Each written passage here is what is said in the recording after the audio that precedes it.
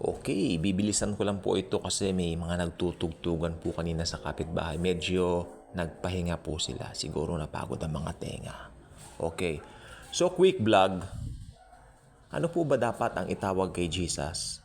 Para po sa akin, ako po'y pinanganak na Pilipino. Ang tawag ko po sa kanya, Jesus. Jesus is the sweetest name I know. Di ba? Ngayon may mga nagsasabi na dapat daw Yahashua, Yeshua. Well, tayo po ay mga Pinoy at ang importante po yung person, yung Son of God, si Jesus Christ. Pinapanampalatayanan po natin siya. Hindi po mahalaga kung ano ang pangalan niya sa Israel, kung ano ang pangalan niya sa ganitong bansa, importante we believe in the Son of God. So sabi nga ni Miss Rene Rowland, I love that preacher, marunong po talaga siya sa grace. Sabi niya yung mga ganyan na topic, it's nonsense. Sabi niya, I love that term, nonsense. Imbis na marami tayong matutunan tungkol kay Jesus, kung ano-ano mga sinasabi, kailangan daw may mga Hebrew root, kailangan babalik ka sa... pinalaya ka na. Unang-una, hindi ka naman Hudyo. Bakit ka nagpapaka-Hudyo? Diba? Mga Pinoy tayo, mga Pilipino po tayo. Mga Pilipino po tayo. You know what? Gusto ko pong sabihin ito sa inyo. Isa lang po ang tagapagligtas. Yan po ay walang iba kundi si Jesus Christ. Ngayon, kung ano ang tawag mo sa Kanya, it doesn't matter. It's nonsense nga eh. Kung pag-uusapan mo kung anong dapat itawag sa Kanya, that's nonsense. Sabi nga ni Sister Rene Roland.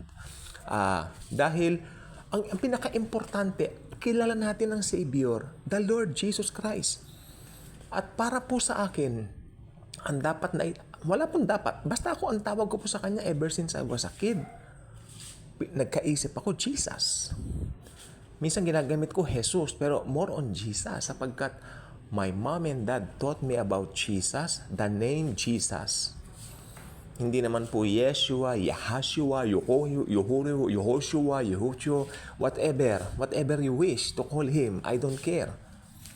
Pero wag po ninyong gagamitin yung mga ganyan na mga para matanggal ang mata ng mga tao sa pinaka-importante. Ano ba yung pinaka-importante?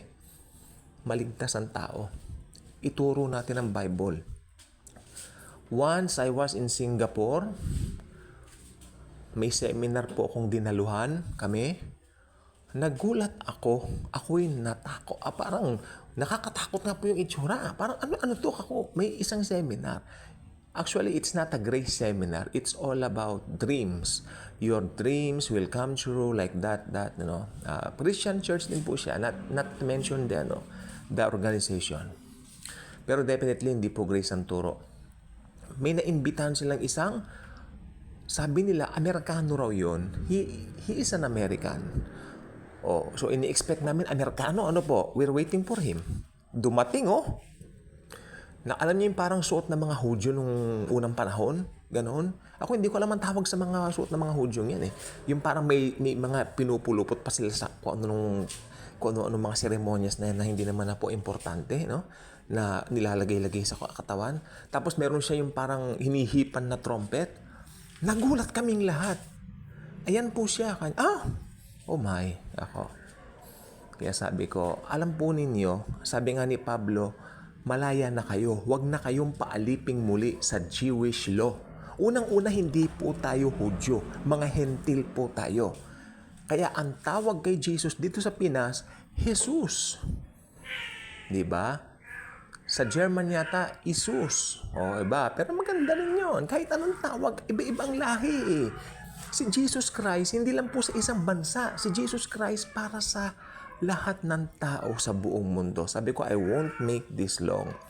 Dahil ito po ay baka mamaya makapiright claim pag meron naman po nagpatugtog ng malakas. Okay? So, ang pangalan ng Son of God para sa akin, tinuro ng mga magulang ko since I was young.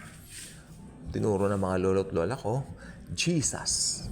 We love the name Jesus. Kaya kung hindi pa kayo nakasubscribe sa channel na ito, I invite you to do so. Click the notification bell, share this video, share the wonderful love of the Savior, the Lord Jesus Christ. Thanks, and Jesus truly loves us all.